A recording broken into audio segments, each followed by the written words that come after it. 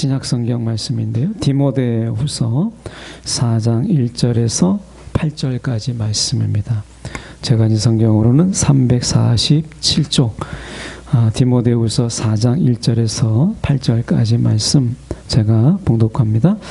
하나님 앞과 살아있는 자와 죽은 자를 심판하실 그리스도 예수 앞에서 그가 나타나실 것과 그의 나라를 두고 엄히 명하노니 너는 말씀을 전파하라. 때를 얻든지 못 얻든지 항상 힘쓰라. 범사에 오래 참음과 가르침으로 경책하며 경계하며 권하라.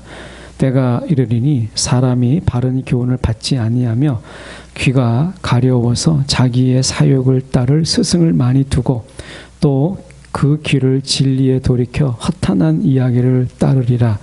그러나 너는 이 모든 일에 신중하여 고난을 받으며 전도자의 일을 하며 내 직무를 다하라. 전제와 같이 내가 벌써 부어지고 나의 떠날 시각이 가까웠도다. 나는 선한 싸움을 싸우고 나의 달려갈 길을 마치고 믿음을 지켰으니 이제 후로는 나를 위하여 의의 면류관이 예비되었으므로 주 곧 의로우신 재판장이 그날에 내게 주실 것이며 내게만 아니라 주의 나타나심을 사모하는 모든 자에게 노니라. 아멘. 우리 말씀 가지고 들으려 하지 않는 귀라는 제목으로 함께 말씀을 나누고자 합니다. 디모데후서는 지난 시간에 말씀드렸던 것처럼 사도 바울의 마지막 서신으로 우리가 알려져 있습니다. 그래서 마치 유언과 같은, 어떻게 모세로 본다면 마치 신명기의 설교와 같은 그런 장이라 이렇게 볼 수 있어요. 근데 저는 이 디모데후서 4장을 볼 때마다 어떤 생각을 갖냐면 정말 종말론적이다라고 하는 거예요. 사도 바울은 늘 종말론적인 삶을 살았거든요. 바울의 신학 중에서 가장이라고 하기보다는 바울의 신학에 있어서 액센트가 찍혀 있다면 종말론적이다라고 하는 거예요. 바울 신학의 특징이잖아요. 그래서 어떻게 보면 오늘 이 디모데후서 4장도 이 사도 바울의 종말론적인 신학이 아주 유감없이 잘 발휘된 그런 본문이라고 볼 수 있어요. 마지막 때 일어날 일들에 대해서 그런 사도 바울은 종말론적으로 어떻게 표현하고 있냐면 우리 가운데 이렇게 이야기해요. 3절은 어떻게 보면 우리 가운데 사도 바울적인 부분 속에서 종말론적인 이런 부분을 보여주고 있는데 때가 이르리니 이제 마지막 종말이 되게 되면 우리가 사람이 바른 교훈을 받지 아니하고 귀가 가려워서 이렇게 되어 있는데 이 귀가 가려웠다라고 하는 것은 귀가 간지럽다는 게 아니라 사람들이 자기가 듣고 싶은 이야기에 대한 자기가 듣고 싶은 이야기들을 이제 찾아다닌다는 거예요. 그래서 스승을 많이 둔다는 이야기는 이제 귀가 가려워서, 다시 말하면 내가 듣고 싶은 말씀, 내가 듣고 싶은 이야기 이런 것을 따라서 내가 이제 이제 어떻게 보면 선생을 쫓아다니고 선생을 내가 따라다니는 때가 온다라고 하는 거예요. 그러니까 어떻게 보면 이 마지막 때가 지금 일어나고 있는 때를 가만히 보십시오. 우리가 말씀을 들으려고 할 때 내게 좀 와닿는, 어떻게 보면 내 귀를 좀 우리가 즐겁게 해줄 수 있는 이 말이 그런 거거든요. 그러니까 귀가 가려워서라고 하는 것은 내 귀를 즐겁게 해줄 수 있는, 우리가 시쳇말로 얘기하면 뭔가 좀 들리는 이런 부분들을 우리가 쫓아다녀요. 그런데 이것을 우리가 나쁘다고 말할 수 없는데 사도 바울은 왜 이것에 대해서 이야기하느냐, 왜 종말론적으로 이야기하느냐, 듣기만 하기 때문에 그렇다라는 거예요. 그러니까 내가 듣는 거를 좋아하는 거예요. 여러분 음악을 생각해 보십시오. 저는 레코드판은 없지만 레코드판을 나중에 꼭 돈을 좀 조금 내가 나중에 목회를 은퇴하고 나서 사고 싶은 리스트가 몇 개가 있어요. 그 중에 하나가 이 LPD판 이렇게 돌아가면서 소리 나는 LPD판에다가 나중에 이제 그것을 좀 놓고 음악을 들으면 좋겠다 해서 나중에 이제 제 나름대로 은퇴하고 나서 사고 싶은 리스트 중에 하나예요. 여러분, 우리가 음악 같은 걸 가만히 보세요. 음악은 듣는 거잖아요. 그러니까 내가 음악을 듣는 때 여러분 음악이 막 부담이 되거나 그렇지 않잖아요. 내 음악의 장르가 보면 내가 선호하고 내가 기뻐하고 내 마음을 좀 편안하게 싶은 이런 음악을 듣는 거죠. 근데 음악이 내가 그걸 들었다고 해서 내 행동이 달라지거나 내 삶이 바뀌진 않아요. 그냥 내 노래가 그냥 좋은 거죠. 마찬가지예요. 우리가 설교를 마치 음악에 내가 좋은 음악을 듣는 것처럼 내 귀를 즐겁게 하고 그리고 나를 즐겁게 하는 그런 설교를 내가 이제 마지막 때는 어떤 일이 일어나느냐, 내 귀를 즐겁게 해줄 수 있는 자들을 찾아다니는 거예요. 스승을 찾아다니는 거예요. 여기서 스승은 가리키는 자를 이야기하고 있는 설교자를 이야기하는 거예요. 그런데 듣기만 한다는 거예요. 마지막 때 현상은요, 설교를 들어도 듣기만을 하는 거예요. 내가 듣기 좋은 이야기, 이거를 내가 찾아다니는 거예요. 지금 벌써 일어나고 있잖아요. 지금 벌써 그 현상이 가속화되고 있고, 코로나 이후로 2년 동안 이런 현상들은 급속도로 가속도가 붙었어요. 그 전부터 있었지만 코로나 2년 이후에 아마 지금 2년 동안 이것은 우리가 엑셀레이터를 밟는 것처럼 가속화되었다라고 하는 거죠. 이거는 사도 바울이 종말론적으로 마지막 때 일어날 일들에 대해서 이야기하고 있는 것처럼 이야기하고 있어요. 때가 이르리니, 이 마지막 때 이르게 되면 사람들은요, 듣기 싫은 설교, 나에게 부담되는 설교, 이런 거 듣지 않아요. 이 말씀에 보면 3절에 바른 교훈을 받지 아니하라고 되어 있잖아요. 바른 교훈, 옳은 교훈이죠. 바른 교훈을 우리가 듣지 않아요. 예. 이제 그게 하나님의 말씀이냐? 이건 중요하지 않아요. 이게 하나님의 말씀이냐? 이건 중요하지 않아요. 나를 얼마나 즐겁게 해줄 수 있느냐. 기왕에 내가 설교 자리에 앉아있는데, 내가 교회 나왔는데 내가 조금이라도 나를 즐겁게 하고 나를 좀 더 편안하게 해줄 수 있는 설교가 무엇이냐, 그거 찾아다니는 거예요. 사도 바울은 마지막 종말 때에 어떤 일이 벌어지느냐를 이야기할 때 말씀에 관해서 이렇게 얘기하잖아요. 바른 교훈을 받지도 않고, 그리고 그들은 어떻게 하느냐, 4절에 보면 그 길을 진리에서 돌이켜서, 하나님 말씀에서 돌이켜서 허탄한 이야기를 따라요. 허탄한 이야기. 여러분, 우리가 지금은 이단들의 그런 이야기들이 사람들의 심령을 파고들잖아요. 허탄한 이야기인데 들을만 하거든요. 그리고 그럴듯해요. 그러니까 어떻게 되냐면 마지막 때 이런 일이 있을 거라고 얘기했어요. 그 길을 진리에서 돌이키고 진리를 들으려고 하지 않아요. 그리고 허탄한 이야기를 우리가 따르리라 라고 이야기한다는 거예요. 이 허탄한 이야기가 뭐냐면, 다르게 얘기하면 좀 어렵지만 쉽게 말하면 듣기만 하고 행하지 않는 것을 이야기, 허탄한 이야기. 여러분, 우리가 옛날 이야기 들으면, 우리가 이야기 들으면 여러분 그 이야기를 행하려고 듣는 게 아니라 그냥 그 이야기가 재미있고 또 그냥 어떻게 보면 또 즐겁게 하니까 그런 거잖아요. 여러분, 지금은 우리가 이 교훈이 있다는 것에 대해서 별로 좋아하지 않아요. 영화도 우리가 보면 그냥 오락성이고 한 번 보고 마는 거지, 거기에 막 진한 교훈이 담긴 것은 사람들이 잘 보지 않아요. 지금은 교훈을 싫어하는 때예요. 그냥 나를 얼마나 즐겁게 할 수 있느냐, 이게 내 삶, 어떤 내가 듣는 거에 척도예요. 바로미터예요. 이게 마지막 때 일어나는 현상이라는 거예요. 그러면 전하는 자는 어떻게 해야 되느냐? 그럼 포기해야 되느냐? 종말의 때에 전하는 자에 대해서 사도 바울은 이렇게 이야기해요. 2절에 너는 말씀을 전파하라. 이건 전도자뿐만이 아니라 우리가 설교자도 해당되는 것이고, 말씀을 가진 자가 들어야 될 이야기죠. 말씀을 전파하라. 때를 얻든지 못 얻든지, 코로나 때이든지 아니면 코로나 전이었든지 아니면 코로나가 지나서 이제 말씀에 사모함이 있던 때이든지 어떤 때든지 항상 힘쓰라, 이렇게 얘기해요. 항상 힘쓰라. 이게 우리가 가리키는 자 그리고 설교자, 또 우리가 말씀을 가진 자가 이 땅에서 그렇게 해야 된다라고 이야기하는 거예요. 항상 힘쓰라라고 이야기하잖아요. 이게 얼마나 어려운가라고 하는 거예요. 예. 어떻게 보면 우리가 최근에 우리가 지금 많이 들려오는 이야기가 표절에 관한 이야기거든요. 제가 뉴스를 접했는데 얼마 전에 어떤 목사님이 좀 이름이 있는 목사님이던데 이 팀 켈러의 책들이 많이 나오잖아요. 여러분 서점에 가시면 좀 관심 있는 분들은 거의 팀 켈러 책들이 서점을 거의 도배했다 싶을 정도로 팀 켈러의 옛날 책까지도 다시 재판돼서 나오는 걸 보게 돼요.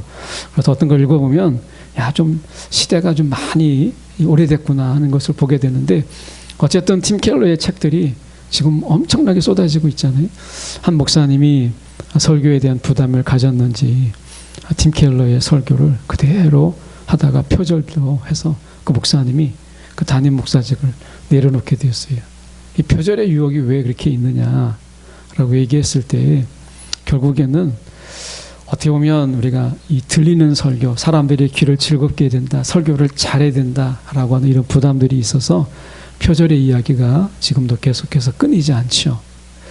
어떻게 보면 이 팀 켈러의 설교가 분명히 탁월한 건 맞습니다. 저도 책을 보면 정말 잘 썼다 하는 부분도 있지만, 하나님이 우리가 목회자들을 따로따로 세웠을 때는 거기에 맞는 성도의 어떤 이 듣고자 하는 부분들이, 또 성도들에게 전하고자 하는 이런 부분들이 그 목회자를 통해서 전하고자 하신 하나님의 뜻이 있는 거죠. 그러니까 말씀 맡은 자는 때를 얻든지 못 얻든지 말씀을 전하기 좋은 때, 말씀을 전하기가 별로 안 좋을 때, 오늘같이 이렇게 날씨가 꾸물꾸물할 때는 설교 준비할 때도 참 그냥 꾸물꾸물해. 전하고 준비가 잘 안 되기도 하거든요.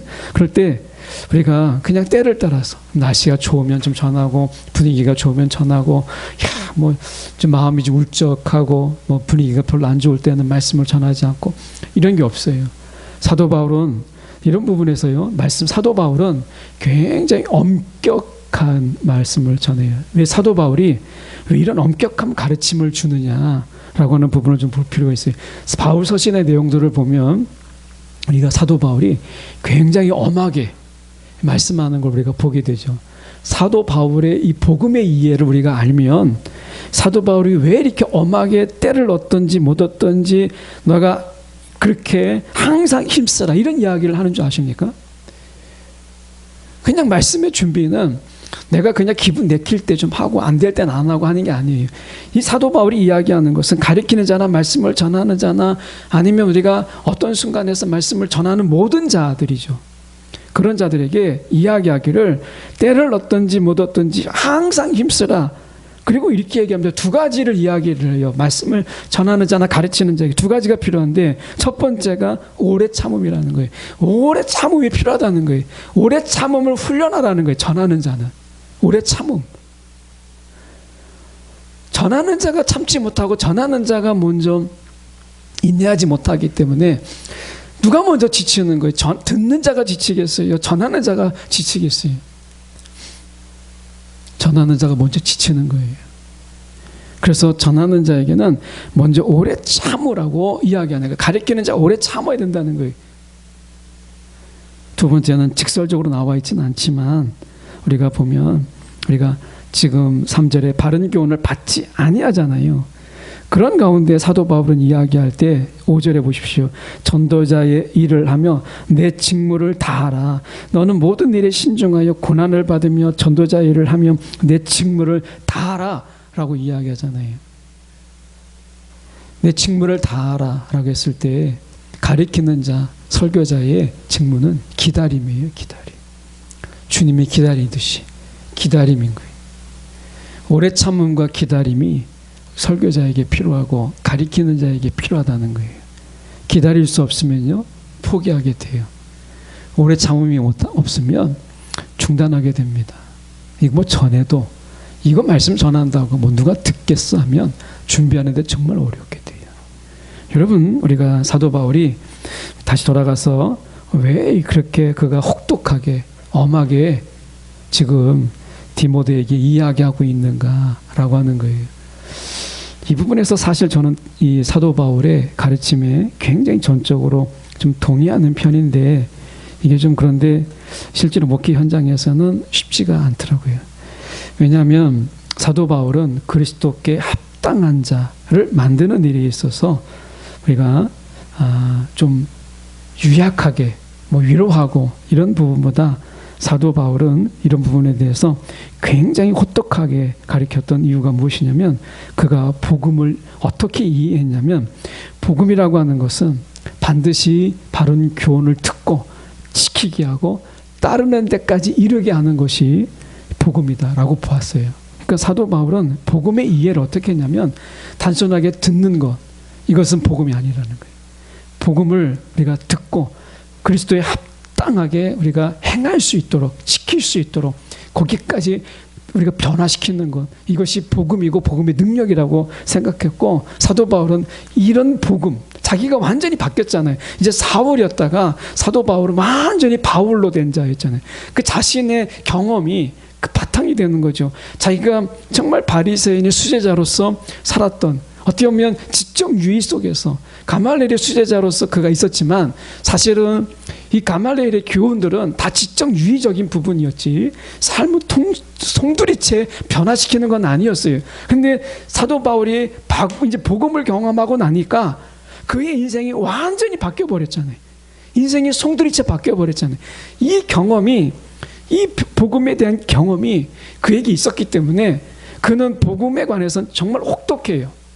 그래서 지금처럼 우리가 유약하게 그냥 내가 위로받고 내가 듣고 싶은 설교를 듣고 거기에서 내가 좀 안위를 받고 이런 정도에서 머무는 것은 사도 바울은요, 잘 어울리지가 않아요. 그래서 사도 바울의 이 메시지를 보면 얼마나 강하냐면, 복음을 듣는데 그리스도의 합당한 데까지 이르게 하기 위해서 복음을 듣고 그것을 따르고, 그리고 그것을 대가를 지불하고, 그리고 그것에 우리가 더 나아가도록 하는 것, 이게 사도 바울의 복음의 이해였어요. 그래서 우리가 듣기만 하는 것은요, 대가 지불이 없잖아요. 사도 바울은 복음을 듣는 데 있어서 우리가 대가 지불이 어떤 것이라도 그 지불을 하고 복음을 따르는 자가 되는 것, 그리스도의 합당한 자로 서는 것, 여기까지가 복음이고 그 복음의 능력이 거기 있다라고 사도 바울은 보았어요. 복음의 이해가 거기에요. 근데 우리가 복음의 이해를 때로는 그저 위로하고 그냥 잘했다 하는 정도로 이해하게 되면, 여러분, 사도 바울의 이런 말씀들은 너무나 혹독하게만 들리죠. 여러분, 우리가 그래서 설교자는요, 때를 어떤지 못했든지 간에 여러분, 우리가 전하는 거예요. 내가 좋을 때 전하고 내가 전하고 싶지 않을 때는 전하지 않는 게 아니라는 거예요. 오늘 사도 바울은 이야기하잖아요. 말씀을 전파라, 때를 어떤지 못 어떤지 항상 힘쓰라 라고 이야기하잖아요. 여러분, 가르치는 자나 말씀을 전하는 자나 말씀을 가진 자들은요, 항상 무엇이 준비되어야 되느냐? 전함의 준비가 필요한 거예요. 여러분, 따로 전할 때가 없어요. 때를 어떤지 못 어떤지라고 이야기하잖아요. 여러분, 그런 의미에서 사도 바울은 이렇게 우리 가운데 이렇게 이야기합니다. 2절의 말씀 속에서 항상이라는 말이, 항상 힘쓰라, 항상 힘쓰라. 어쩌면 우리 가운데 이 항상이라는 말이, 항상 힘쓰라, 이 말이 우리를 지치게 하죠. 근데 사도 바울은 우리 가운데 이렇게 얘기합니다. 7절에 보십시오. 이렇게 얘기해요. 나는 선한 싸움을 싸우고 나의 달려갈 길을 마치고 믿음을 지켰으니, 이렇게 이야기해요. 이것에 대해서 그는 부끄러움이 없이 그는 당당하게 이야기합니다. 나는 선한 싸움을 싸우고 나의 달려갈 길을 마치고 믿음을 지켰으니. 사도 바울의 이런 서신을 읽으면, 야, 정말 설교하는데 참 힘들다, 이런 말을 할 자격이 내게 없구나. 야, 뭐 설교 준비하는데 늦게까지 준비한다고 해서 야, 이거를 변명할 게 없구나, 이런 생각이 들지 않아요? 사도 바울은 그가 이야기해요. 6절에 보시죠. 전제와 같이 내가 벌써 부어지고, 이렇게 이야기해요. 하나도 남기지 않냐고, 그가 다 부은 바 되었다는 거예요. 여러분, 이 세상을 떠나는 데서 사도 바울은 남김이 뭐가 필요하냐는 거예요. 다 쏟았다는 거예요. 열정을 다 쏟았다는 거예요. 열정. 오늘 우리가 사도 바울은요, 이 삶을 변화시키는 복음을, 사도 바울이 이해하는 복음은 삶을 변화시키는 복음이에요. 삶을 변화시키는, 귀를 즐겁게 하는 복음이 아니라 사도 바울이 이해하는 복음은 삶을 변화시키는 복음이에요. 이 복음을 가리키는 열정을 지금 디모데에게 자극하고 싶은 거예요. 오늘 우리가 가진 복음이 어떤 거죠? 그냥 옛날에 유시민 씨가 얘기했던 것처럼 그건 동의하지 않지만, 개인적으로 어떤 부분은 동의하는, 그가 쓴 책들은 공감하는 부분도 있지만 적어도 이 부분만큼은 제가 전적으로 동의할 수 없는데, 그분이 그런 한번 말실수를 했죠. 설교는 하나의 립싱크에 불과하다. 기독교는 립싱크다. 이렇게 얘기했어요. 그건 굉장히 신앙생활을 해보지 않았기 때문에, 그러니까 지적으로 생각했기 때문에 그렇다고 봐요. 저는 그러한 영향력 있는 사람이 복음을 실제 경험함으로 인해서 우리가 그냥 기독교는, 복음은 립싱크가 아니다라고 하는 것을 정말 깨달았으면 좋겠다라는 생각을 가져요. 여러분, 안 믿는 사람도 우리가 그냥 복음을 이야기할 때 이거는 귀를 즐겁게 하는 사회적인 립싱크다라고 이야기하잖아요. 그런데 우리가 그렇게 하고 있는 거예요. 우리가 이미 마지막 때는 그런 일이 일어날 거라고 얘기했고, 지금 그런 일들이 일어나고 있죠. 물론 제가 여기서 말씀드리는 것은 설교자가 설교를 준비하지 않고, 그리고 설교를 준비하는 데 있어서 우리가 열정 없이, 그리고 항상 힘쓰듯이 이런 준비 없이 우리가 준비하는 그런 속에서 유혹이 찾아오죠. 설교자의 책무가 어떻게 없다고 할 수 있겠어요. 우리는 평생 어떻게 보면 설교를 준비하다가 또 내가 복음을 어떻게 가르칠 수 있을까라고 하는 끊임없는 이런 가르침 속에서 있다가 결국에는 전제와 같이 다 쏟아져서 우리가 남은 것 없이 그렇게 주님의 가야 될 사명을 가진 자들이잖아요. 이건 설교자뿐만 아니라 사도 바울은 이야기해, 가르치는 교사도 그렇다라고 이야기하잖아요. 여러분, 교사는 우리가 주일학교 교사 또는 어떤 우리가 이런 어떤 성경을 가르치는 교사뿐만 아니라 우리가 다 교사예요. 자녀들에게 있어서는 우리가 부모가 교사고요. 어떻게 보면 우리가 형제 속에서도 다 교사잖아요. 교사가 아닌 자가 어디 있어요. 말씀으로 다 사는 자들인데, 그렇게 본다면 어쩌면 우리는 여기서 이야기하고 있는 것처럼 말씀에 힘을 써야 되는 거죠. 여러분, 준비 안 된 그런 건 어려운 거예요. 말씀 속에서 이야기하잖아요. 항상 힘쓰라라고 얘기해요. 때를 얻든지 못 얻든지 간에. 사도 바울의 복음은 삶을 변화시키는 복음이에요. 디모데에게 지금 이야기하고 있는 겁니다. 귀를 즐겁게 하는 복음을 전하는 일에 너가 유혹을 빠지지 말라는 거예요. 삶을 변화시키는 이 복음을 너가 전하는 일에 열정을 다하라는 거예요. 그걸 지금 자극하고 있는 거예요. 자극.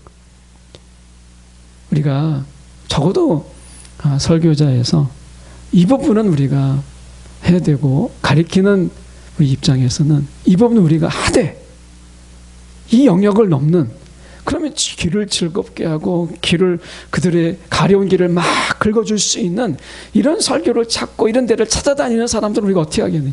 우리 영역 바뀌죠. 그걸 어떻게 우리가 끌어안칠 수 있겠어요? 제가 해보니까 그거는 목회자 영역은 아닌 것 같아요. 예, 그렇게 가는 거에 대해서는 목회자는 어쩔 도리가 없어요. 시대가 마지막 때가 그러니까, 종말론적으로 우리가 그런 때를 맞이하고 있으니까. 다만 하나님 앞에서 우리가 한 번이라도, 그리고 한 사람이라도 우리가 말씀을 들을 때에 그 사람이 삶을 변화시키는 복음을 들을 수 있도록 하는 이 책무는 결코 게을리할 수 없는 것이죠. 그런 의미에서 사도 바울은 이렇게 이야기합니다. 어떻게 보면 우리가 4절의 말씀처럼 그 길을 진리에서 돌이켜 허탄한 이야기를 따르리라. 이건 어쩔 수 없어요. 그런데 어쩌다가 정말 하나님이 우리의 말씀을 듣거나 가르침을 받는 순간이 하나님이 한번 허락하실 때, 여러분 그때를 놓치지 않기 위해서 준비하는 자가 필요한 것이죠. 그래서 말씀합니다. 5절에 그러나 너의 모든 일에 신중하여 고난을 받으며, 이렇게 되어 있어요. 고난을 받으며. 여러분, 우리가 말씀을 가진 자의 고난이 얼마나 큽니까? 예. 고난을 받으며 전도자의 일을 하며 내 직무를 다하라고 이야기하잖아요.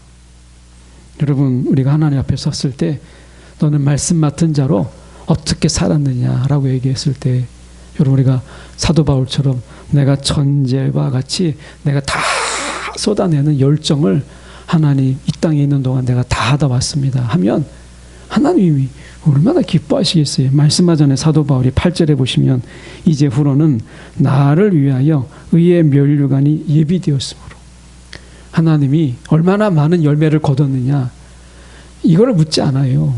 얼마나 많은 너가 복음을 전해 사람을 변화시켰느냐 이건 묻지 않습니다. 다만 얼마나 그런 일에 너가 항상 힘썼느냐, 얼마나 식지 않는 열정으로 이것을 감당했느냐, 하나님이 이거 물으시죠.